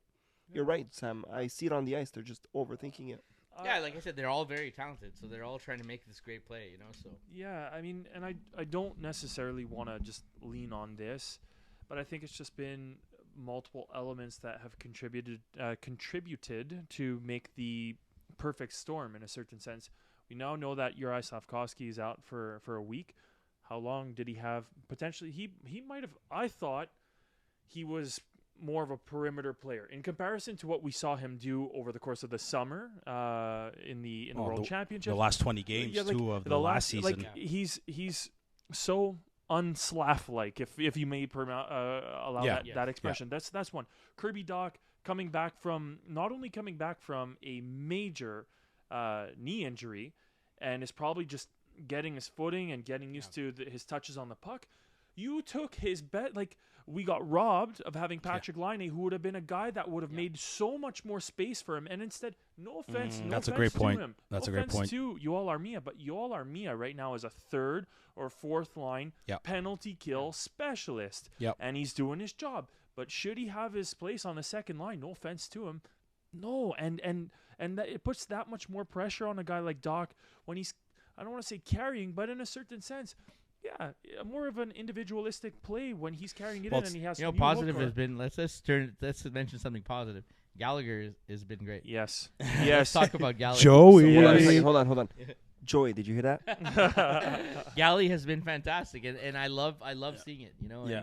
And maybe he should actually play on the first line. I'll go that far. And to say, you know what, put Gallagher on the first line. Honestly, why not? Put him on the first line. Okay. He's our veteran. Why not? With Suzuki Yeah, and put him on the Caulfield. first line. Let's see what happens. Oh, wow. You know, Okay. I would love to see it because he's Joey's he's freaking firing out. on all. Joey's like, He's he firing probably on all just closed the cylinders. episode. He's firing on all cylinders, man. And I love Gally, you know, and Yeah. why not? Let's put again. What do you have to lose at this point? I would love to see him on the first line with those guys and see what would happen. Okay. But Interesting take. you know, okay. I'm again that he's been a positive for me. You know, Logan has been overall a positive. Look, you know, when you watch him up close, he's weak on the puck. He's small, right? He's going to grow into his body. He's you know, the dipsy doodle and all that kind of stuff. It's the NHL now, so he's Are you talking about Lane Hudson? You mean? Lane Hudson, sorry. Yeah. He's got to sort of, you know, he's got to learn the NHL game, you know. But he's phenomenal. He is a the kid's superstar in the insane. making. Oh yeah, big time. We are big so time. lucky to have him. Oh in my our God, team. big time. He is the guy that will get me off my seat. The last time we had that was a gentleman named PK Subban. Told you. So Told you. You know, and again, like Were we in when PK agreement? Subban was traded, there's a 6-minute rant that I posted. Okay, and someone could find it there on Facebook. And I said this is our Patrick Watt 2.0. I said we will be cursed again because we had this shiny young star, and we traded him away. And I said I predicted another curse of 10 to 15 years. Oh my God. And this is exactly what happened, you know. But now we got Hudson. Yeah. And again, it gives me those vibes again. You know, like I will when he gets the puck. I know something's The gonna entire happen. league is So I talking get about up him. off the edge of my seat. I'm there. And that PK used to do that The too. entire league is talking about Yes, him. Like absolutely. Macklin Celebrini, when he was on the Spinning Chicklets podcast, he said, he's like, guys, like, you need to watch this kid and pay attention, like, because he's unreal. Probably the best. Macklin Celebrini, the first overall pick, said he's probably one of the best hockey players I've ever played with and seen. Like, you're gonna have to take the good with the bad with Lane Hudson, but like when the league's talking about him, he's one of. I don't know. I have to check the stats. I don't know if he still leads in puck possession time or percentage. And listen, when Toronto fans and Ottawa fans are going out of their way to tweet about him, when Brady has to dance, that was actually funny. That's out of frustration. I thought that was funny. That's an extreme compliment. I thought that was Yeah, 1,000%. He's 1,000%. Kachuk's doing it. I thought it was I'm hilarious like, wow, when he did that. He's gotten in your head, man. You're noticing. So, So I think that's a compliment. okay, so I want to talk about Marty here, and because before we started talking about this team, like Chris said, he's getting scrutinized. A lot of members of media are questioning him now and all that. I don't think he's on the hot seat. I don't know who asked. Somebody asked the question if he's going to be on the hot seat. Like, is I think it's too soon. I still think it's soon. I think it's early. But again, I still think I don't even think his job is being questioned. I don't think there's any question about him if he lost the locker room. Like, that doesn't even come close to crossing my mind. And I loved what he said in his presser earlier today. He's like, I don't listen to anybody. And I think he quoted, did he use an Aaron Rodgers quote? Why would I listen to people that criticize me if I would never ask for their advice? That's an Aaron Rodgers quote. That's an Aaron Rodgers quote. Which is Eddie. See, he used it and he goes, the doubters, It's what fuels him. it would fuels me. It's like I've always overcome it. What fuels me is like, and that's why I love this market. It's still his team. I Yeah, believe that he's still 1,000%. the right coach for this mix of players. Mhm. There's a lot of young players, like you mentioned Hudson, and you got to take the good with the bad. Back in the day, Terrier wouldn't take the bad. Not even close. Hudson would be benched. Jacques He'd Martin would be- not take this either. After some of the stuff he's done, he'd be on at the end of the bench. He wouldn't see any ice time. Oh, You know, 1,000%. so it takes a coach like Marty to deal with these guys right now. Yeah. I think he is the right coach for the job right now. Yep. I am curious to see how he's going to handle this sort of adversity because there are expectations, right? Like we said, Yep. So at this point, does he get a free pass? No, nobody gets a free No. pass at this point. We have a certain level of expectation. Like I told you, mine 40 wins. And I think he's a winner by trade, by nature. He doesn't like to lose. And He hates it. That loss against the Rangers was horrible. Yep. And it was not what anyone likes to see. Excuse me. For sure, Marty was extremely disappointed. I mean, it's a hard one to swallow. There was so much wrong with that game. Yeah. Especially with the ceremony at the beginning Yeah. for the alumni. For the 70s legends. Can I comment on that? It's funny that you brought that up. Like, so, I played hockey. You played hockey. You I still played play hockey. Yeah. I just they got it wrong this time. I know the Canadiens like do amazing ceremonies. It wasn't the ceremony, but please don't bring out the team when it's 20-minute ceremony. Like leave them on the bench. Like I didn't like that. Like Monty, and I was with my buddy and I told him Monty's standing there. They announced the starting lineup and he's standing out there. You know what? He's standing out there. I was working that night, so I missed the ceremony because It was a long ceremony. Yeah, They announced the starting lineup like they always do, and they were on the blue line. Yeah. Oh, They were out yeah, there a long time. Yeah. Monty was out there a long time. Yeah. Stone cold. And I told my buddy I was with, it's not going to be a good start.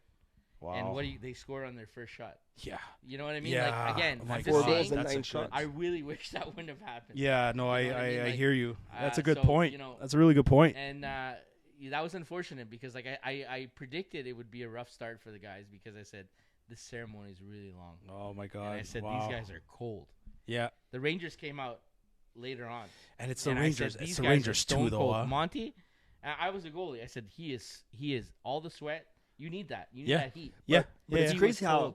But He it's was- true. and you Yeah, saw you it were a right goalie. away. It's true. And I said he's just frozen now at this point. Oh my God. And that's exactly what happened. What They shelled happened? him early on. Wow. So- But What it's a way crazy to because pick that for up. the start of the game, we had the possession. We had maybe 4 Yeah. chances. Hudson almost scored his It- first it- NHL yeah. goal on that Exactly. shift. Like we had a lot of possession. We were attacking. We came out strong. I was like, because I was at the game as well, and it was one of my best experiences. I was center ice, and I saw everything, and I was like, these guys are coming out strong. And then as soon as they went for the turnover, the counter, and then they scored the first goal, I was like, all right, this is. I wasn't surprised. I'm telling you, I Oh my wasn't God, surprised that's- because that's a good analogy. all I saw was Monty freezing. He's Yeah. just getting colder and colder. Wow. And I'm like, Way to that is not what you want as a goalie. You 1000%. come off the warm-ups, you want to be sweating. And You want to be right- hot. yeah, You want yeah. to be warm. Yeah. He was cold. You wanna And it be- was obvious because, like, he let in, 4 out of shot, 9. 4 out of 9. Yeah. Yeah. So I feel bad for him, honestly. Yeah, of course. It wasn't. It Um, wasn't on him per no. se. Well, the uh, goals were not great. Let's call it. Yeah, spade a no, spade. it wasn't. But his again, best- there I is guess reasoning that's true. behind it. Yes, Well, look, you that know, icing situation. I mean, Yeah. you can't blame that Monty. that No, was like. you know. But I think Marty should have called a timeout after either that goal or at least the third. the third goal. one should have been Because timeout. there was they were what 6 minutes in and they were down 3-0. You could still call a timeout. It's not like you call a timeout with 6 minutes left in the first period. It's like let's just get through the But first let's period. go back to Marty. What do you think? Like, is he the man for the job? Like, is he on the hot seat? Like, I personally think he's not on the hot seat. Not on the hot Yeah. seat. Thank you. Not on the hot seat. Right guy for the job. We've said it multiple times. I think I was one of the first to say it on the podcast. I think not only do we need some guys to come in as specialists to help for certain things like face-offs and maybe assist on the power play and the penalty kill, it might also be time to bring in an assistant coach, a veteran assistant coach, because I think what Marty has instilled with this team, he's allowed for such a free-flowing, explore your talents and carry the puck and be creative. But in terms of structure, I'm sorry to say Stéphane Robida is not doing the job for the especially for the young defensemen. How many times we're saying we've got to take the best and the worst of each player, but I think there are just structural changes and strategic changes. I think line changes every other but- game too is not helping But though. it's not helping. But just to go back to the foundation Yeah. of the question is, Marty, I think there might be 1 or 2 personnel additions, not subtractions, not changes, not firing, not overreacting. Marty's the right guy. We were talking about his intensity. We're sitting right beside the Maurice Richard. Yeah. Funny enough, Yeah. Marty even looks like Yeah, Maurice 100%. Richard. Yeah. If He's you got think the about look. it, It's true. Turn the pillow around. yeah, he looks There like you go. looks like Marty. I mean, look That's at a it, young man. Marty right That's there. Marty. Did you guys ever see? Did you guys ever see the? We have to I have all see seen it it. now. The movie The Yeah, Of Rocket. course, of course. You know when the scene where the coach comes into the room and he goes, Maurice, you're not playing tonight. And he picks up his hat, he picks up his jacket, he starts walking Yeah, down he the room slams and the he- stick. That's Marty St. Louis. Yeah, And yeah. that I do not want to remove that competitive Yeah. element from these younger guys. I think he's just, again, a natural born winner. So he's the right guy. He's a young coach. Marty- he might need Him some too as a help. young That's coach. it. Marty faced adversity his whole life, his whole career, and look where it got him.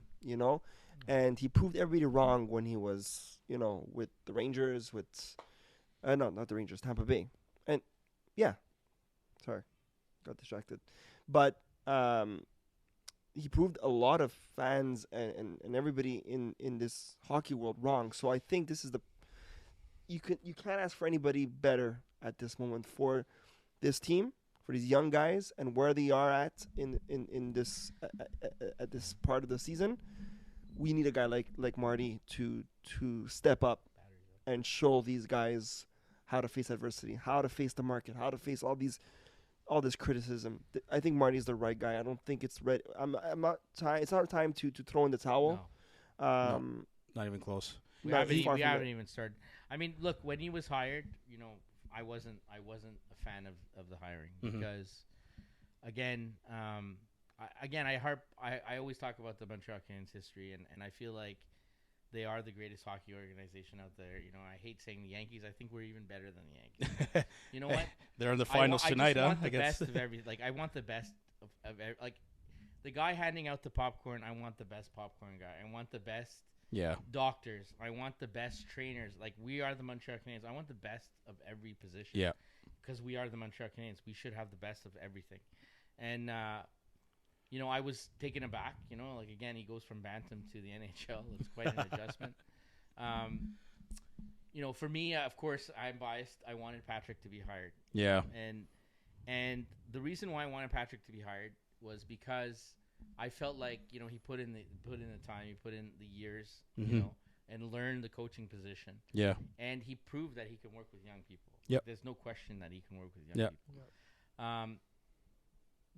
But with this mix of players, when you see their personalities off ice and stuff like that, I think it would have been sort of a rough mix. You know? Yeah. So that's why sure. I'm a fan now of Marty St. Louis because I see his sort of patience. I see his patience. But I think he could relate a lot Yeah. a lot more to the players that are in the roster right But I now. also see his patience. Like I could tell he's, like you said, he's willing to let these guys make the mistakes and work them out and have the sort of discover their game. You know, I love that part. But yeah. that being said, you know, at this point now, you need to have the team playing like a team. Yeah. So yes, you let these guys explore their talents and explore, you know, their individual play, but now you need structure. Now, and you're seeing these 7 games, we have no structure. It's clear that the guys have not bought into a system. I don't know if there's a system in place that it's clear they haven't learned any system. Yeah. That's fairly clear.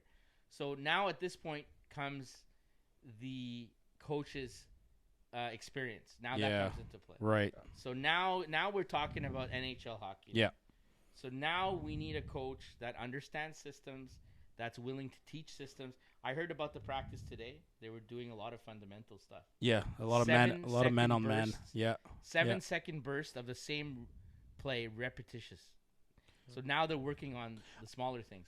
Yeah. Because it was clear on Tuesday, all the small things are going wrong. Right. I totally agree. And I actually think he needs a veteran coach to become an assistant. Like, I'm going to throw a random name out there. It doesn't mean I want this coach to come back, but like a Claude Julien type or someone. I'm not saying Claude Julien has to come back. I'm just Ken Hitchcock defense. Ken Hitchcock. I think no like more I don't want to recycle, but I mean no like, but at the same time too, I just think maybe a coach as experienced as Claude Julien, maybe not as much, but like I just feel like somebody out there that has many years of coaching experience to come back as an assistant coach to Marty, as a bit of a guiding source. I really believe that. I'm also happy he's putting Arber Xhekaj back in the lineup. I really, really, really am. I'll be the first to say Arber Xhekaj has the last 2 games that he played before he was a healthy scratch, very rough for him. It was not a good game for him, and he was very exposed out there. I truly believe and at that point you have to put in Jaden Struble. Jaden Struble has to play, and Caden Gooley got injured. They called up Logan Mailloux. You have to get Struble. I think it's a good thing that he made Arber Xhekaj a healthy scratch, and what he said in his press conference today, he's like, I expect a better version of Arber Xhekaj. And people on Twitter went nuts over that, being like, why is he always pointing out Arber Xhekaj? It's that right there proves that he does not like Arber Xhekaj. I'm here thinking, no, this is the opposite. If there's a player that Marty wants to have success, maybe more than anybody, it probably is Arber Xhekaj, because he can relate to him the most. Yeah. I've never been drafted. Yeah. You've never been drafted. People will doubt you. People have doubted me. Let's go prove them wrong. But in order to prove them wrong, you gotta know how to play the game. Well, when they sent him down last year, he came back bigger and better. I think so too. So I think this healthy scratch might be that same wake-up call from last year. I think really so, and I hope so. I hope so. I hope. Look, I keep saying it. I'm gonna repeat it. Broken record. Arber, for some strange reason, not the entertainment factor, but Arber's my favorite player on the team. But I can call it as it is. He hasn't been playing his game either. Like, he really hasn't been playing his game. I don't find he's been hitting as hard. I find that since he got his suspension and his penalties, like, he's almost been afraid to be who he is. But why, if he's going to try to be another player that he's not, he's got to be mean again. He's got to be mean, and like, mean, but you walk the line. Don't cross it. You could be mean within the limits. You know what I mean? Like, he could still do that. Well, that's why he was sent down last year, right? All the penalties, like it was exactly. Right? Yeah, that's why they sent him down to really, and it really did change his game when he came did. Back, it really did. He was a much more disciplined player. Yep. Big time. Arber Xhekaj also is my favorite player on the team right now. I mean, outside of the ice, I mean, just meeting the guy. He is a real deal player. Yeah. Again, he's like, to me, Chris Nilan 2.0, honestly.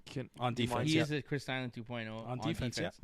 Yeah, go ahead. Just hold the thought. Continue. Yeah. Joey. Okay, go ahead. And, he again, it's a discipline factor. Like he's got to learn to play within the limits of the game. You know? Exactly. But I don't want to see him being held back. You know, does he fit on this team? Absolutely. We Totally. we need a player like Arber on the team. When he's not there, you see it, you feel it, and you know it immediately that Arber is not Thank there. you. Yep. Thank you. Thank you. I mean, Thank this you. is a young group of guys. It's important for them to know that Arber's in the lineup. It really makes, honestly, you just see it. Do you think You feel it and you see it right away. Arber's not on the team. The team feels different. do you think Trouba delivers that hit? It's a debate. Do you think Trouba delivers that hit? Yeah. If Arber Xhekaj is Trouba is a dirty player. Was the hit legal? Yes. Yeah. Does he hit to hurt? Yes. Is that his game? That's his Yeah, game. no, Again, it's yeah. If that hit happens 10 years ago, nobody's even talking about it. Oh, No, great hit. exactly. You know what I mean? It's a different game now. Yeah.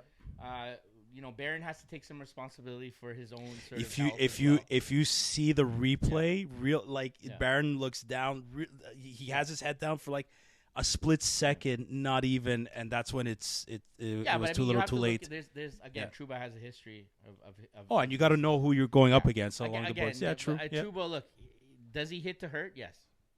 Did he try to hurt Justin Barron? I don't think he took. He's like, I'm gonna hurt this kid. No, but he's he like, knows I'm gonna gonna hit as him. hard as he can. Yeah, I'm gonna hit. Period. Yeah, that's yeah. And again, that's how these guys play, and I respect that because Yeah, same. you know. But again, you have to look at the player's track record. Is Yeah. he a dirty player? Yes. He walks the line. Did he mean to hurt Justin Barron? No. Was it a dirty hit? No. Did Justin crouch into it? Yes. So Yeah. he took the worst of it. Yeah. Again, but again, you know, there is a little That bit hit of that lack of respect. but in that terms hit of, was a fine you know, line. Yeah. colleague to colleague, hockey player to hockey player. A little bit of a lack of Yeah. respect there. It's 5-2. It's you know. 5-2, 6-2. Yeah, Game, at that you know, point. Yeah.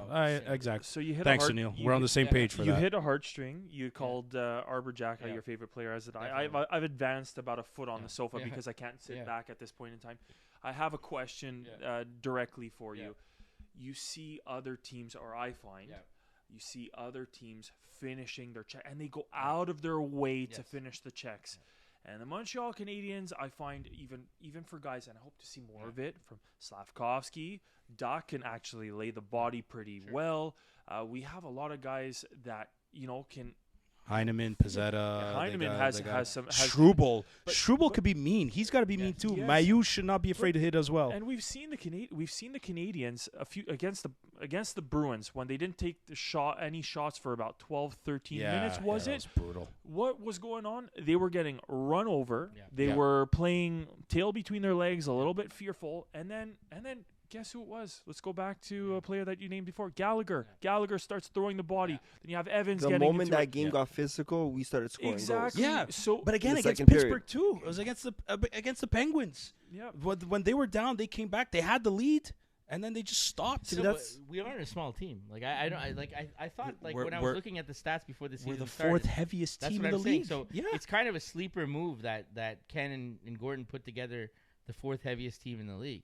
Like nobody talks about that. No, but we they went don't. from I don't know what we were. I think we were at Well, like probably You know what the I don't problem know in the is? 20s. Yeah. Yeah. And then we I moved to the fourth. So look, we're a big team.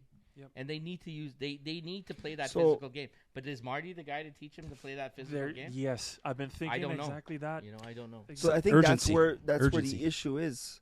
You said it before that we don't have a system yet. Yeah.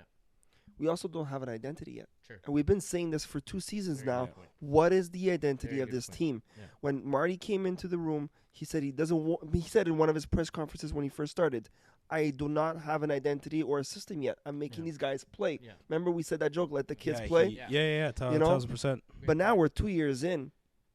It's time But to Yes. find that system, Great point. and it's time But he to create that said identity. it too, though. Like I believe in structure and not systems.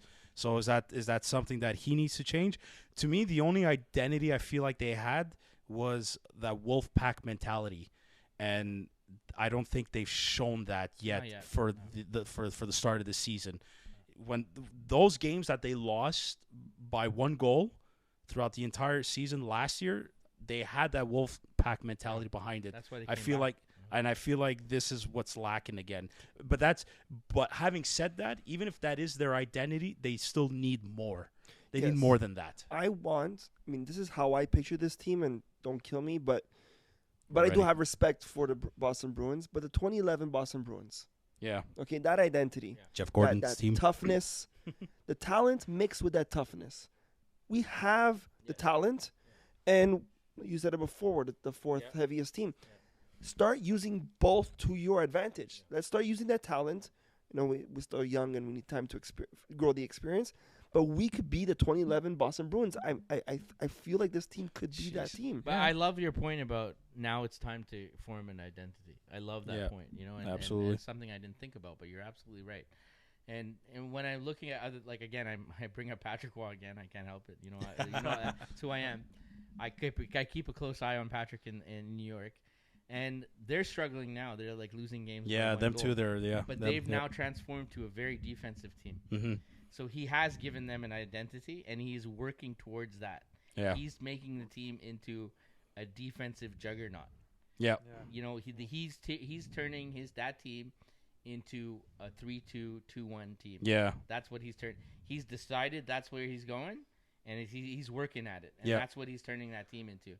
And so, you know, again, Marty needs to sort of now take the time. Now it's coaching. Yeah. Now I really feel like you made a great point. You said let the kids play. Yeah, that's exactly what he did. But I think that's time is up now. You know what you have. You've quantified these players. You know what their skill set is. Now it's time to make a team, form a strategy, form a system, and have an identity. That you nailed it. They need an identity, and they got to find it soon. So They got to work on that ASAP. So as we draw to a conclusion slowly, the Canadiens are facing the St. Louis Blues on Saturday, and then straight to Philadelphia against the Flyers on Sunday. And I think Marty confirmed Sam Montembeault against the Blues, Caden Primo going back home in Philly playing against the Flyers. I want to. What are your predictions? I'm good with that. Saturday, I've coined Saturdays are for Sam. Okay. And Sam's gonna come out with a strong game, and I think Caden's gonna come out strong too on Sunday. I'm excited to see Michkov. Yeah, it's gonna be the What first is he, game. 7 Michkov. points in 7 games now. at this point, It's so. okay. Well, like Demidov, despite the I limited get it, ice but time, I'm he's excited to see Yeah. this. yeah. Sure. No, I 1,000%. I But totally my agree with you. prediction is 2 wins. We're gonna going see 2 wins wins. this Let's weekend, go. Okay. Yeah, I Sunil with think we're the- gonna see 2 wins. All right. We're gonna see a strong. A win and an performance. overtime loss. Okay, it's fair. 3 points. Yeah, there you go. You know, I don't want to. For a birthday weekend, I'd really like 2 wins. Yeah, I'd that would be really great. like That would be 2 great wins. for your birthday. That would be a nice birthday win tomorrow, and then and then Sunday. you know what? and wait, just 1 second. One second. Yeah. Sunday especially. Yeah. Has got my attention. It's I think the 2 guys who are going to be 1 and 2 for the Calder going up against one Yes. another. So Good I point. want to see. I can't wait Lane- to see You that got battle. Hudson versus Lane versus Matvey. Okay. Michkov, so. Yeah. It's to me the Blues. Like I don't know if Robert Thomas is gonna come back. Because he's day to day, and the Blues they annihilated the Toronto Maple Leafs. So I'm wondering if the Blues come here thinking this is gonna be easy, then the Canadiens might surprise them. I'm having a hard time predicting this. If they could, I think they'll get at least 1 win this weekend. Which game? I don't know. I mean, Philly, sometimes them too, they play well. Sometimes they play like crap. So they're in a bit of the rebuild phase too, like the Canadiens. So they could be neck and neck. If the Canadiens come out hitting against the Blues, then they have a chance. If they play Well, the laid Blues back, just they're came going to get out, a beating. destroying Toronto last night. Yeah. So. So Thank that's you, Blues. Yeah. So Question for you, Sunil. With all that's going on, do you see management making a move? Yeah, I think right now. That's the we rumors, huh? talked about this before we went on air. Unfortunately, I think that a player that we all love in this already is sitting on the couch. No. I think that's what's happening personally. No. I don't want to see it happen. And I'm talking about Arber. I love the guy, and I think he is the type of player I want on my team. And I think there's a lot of teams that want a player like that on their team. If And at they this do, point, I don't know. I like, you know how you said that Marty should relate to Arber. Mhm. They should be on the same page.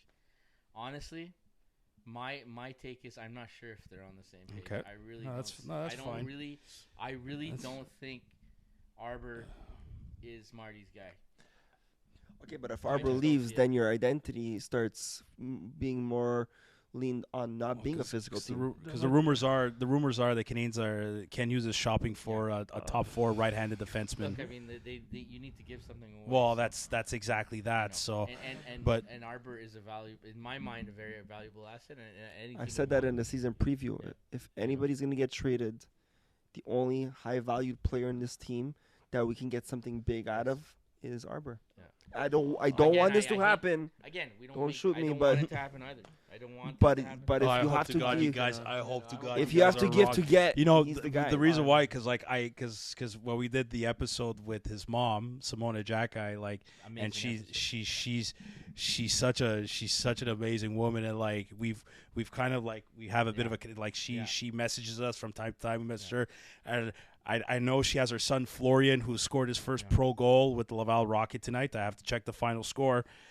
But I don't want her to go. You know, I want her to I've stay spent too. time with More. Arber, Yeah.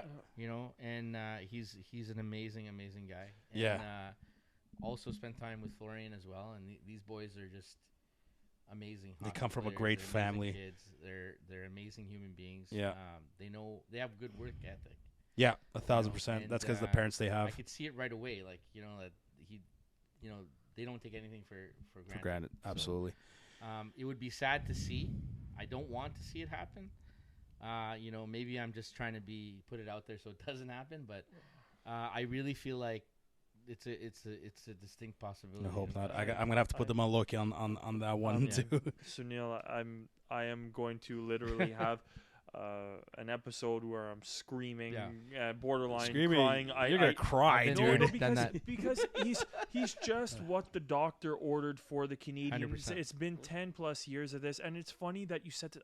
I've been very scared, very very scared, Sunil, to actually openly say this on any one of the episodes. I don't find that Marty's related to him, and I wonder if it crosses Marty's mind, especially with the questionable hits. No, I'm just saying I wonder if it crossed his mind. Marty was a high skilled, very talented and smaller player, and I wonder if sometimes he looks at Arber Xhekaj and he says, "Yeah, you're one of the SOBs that I went up against night after night, and I don't like your style of play." But at the same time, I don't know, you have man. a locker room full of guys that I guarantee would have every ounce, every cell in their body. They're like, thank God we have Arber. You know, going back to the past, PK wasn't tearing his guy either. Oh yeah. You know what I mean? Yeah, but It's very clear. Yeah, but And I'm not saying it's that bad. I but don't I'm know, just guys. I just I don't can't- think that Marty sees the same value as we do in Arber. I just don't think he sees that as a viable role, as something that's important on the team. But I don't know. I just have that feeling. no, and that's fine. But like I think like you see the videos of Marty talking to him during practice, and it's like the way I see it is if he didn't care much about this kid or if he doesn't see how, then maybe he wouldn't show a bit of this tough love to him. Like I actually.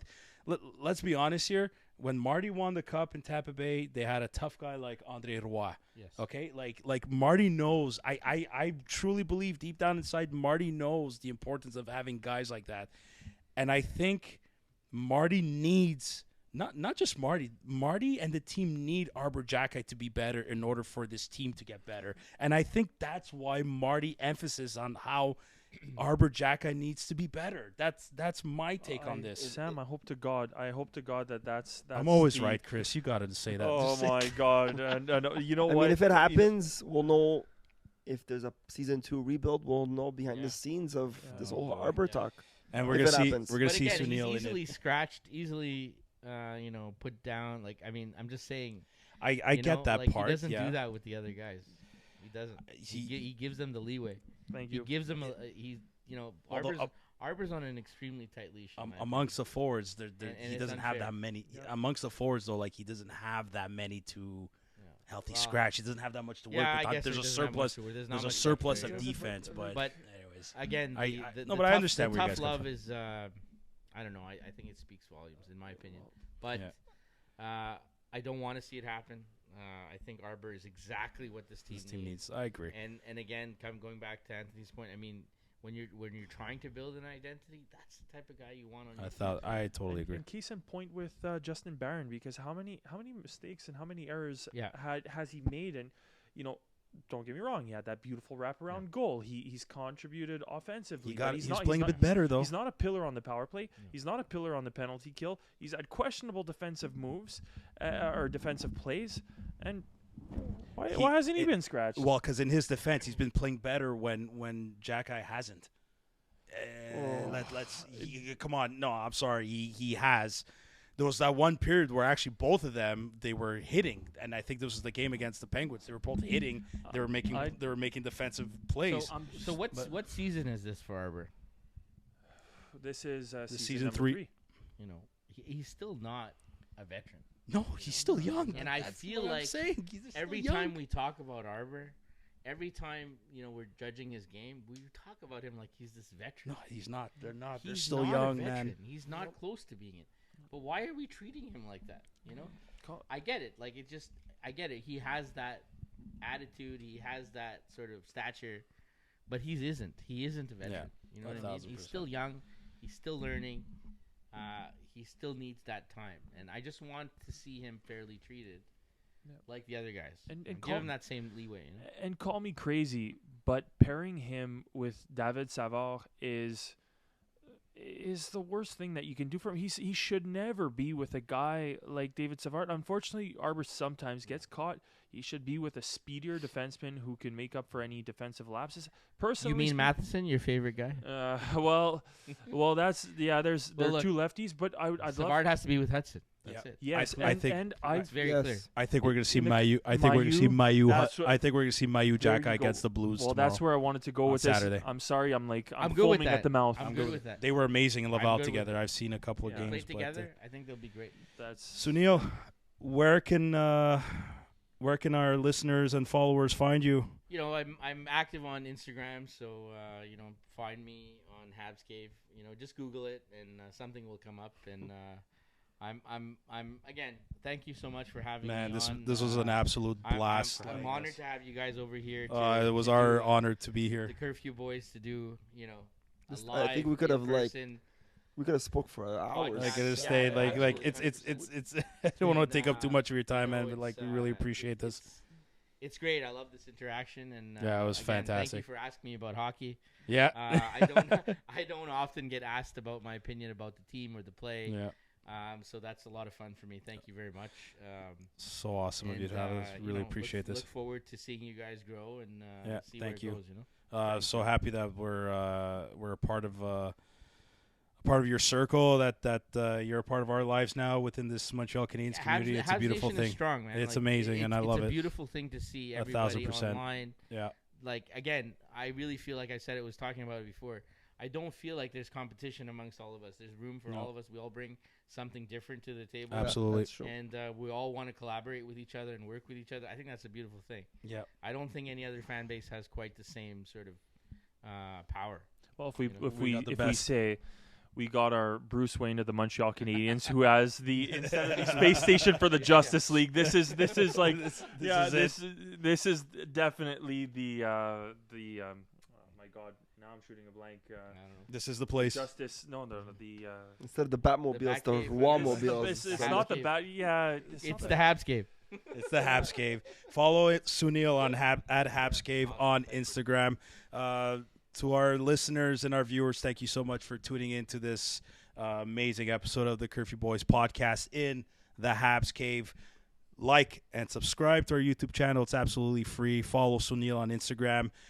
You can hear our episodes on Apple Podcasts, Spotify. We're on Facebook. We're on Twitter as well. We're on, or called X. We're definitely very active on Instagram. Guys, I had a Sunil, blast. thanks again. Sunil, And thanks for your sponsors, too. thanks to our sponsors, big time. I've Mention heard them. great things about Montreal Construction. Yeah, absolutely. Thanks to Anthony for being associated with them or contact. Yeah, Dionne, that's it. Thank you very Until much. next time. Until next time, Bye now. Bye now. take it away, Sunil. Bye now. Bye now. See you later, guys.